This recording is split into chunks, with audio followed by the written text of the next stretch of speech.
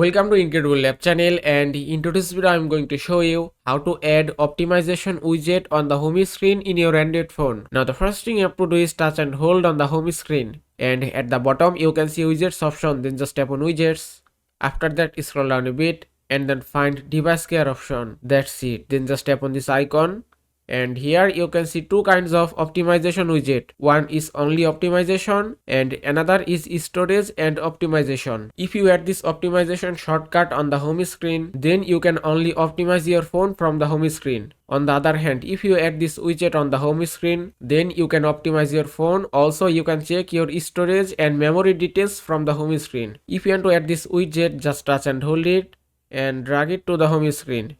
And that's it. You can see it's added successfully. Now just tap here to optimize your phone. And you can see it's optimizing and the optimization is complete. And that is how you can add optimization shortcut on the home screen in your Android phone. I hope this video was helpful. If it was, please give it a thumbs up and don't forget to subscribe.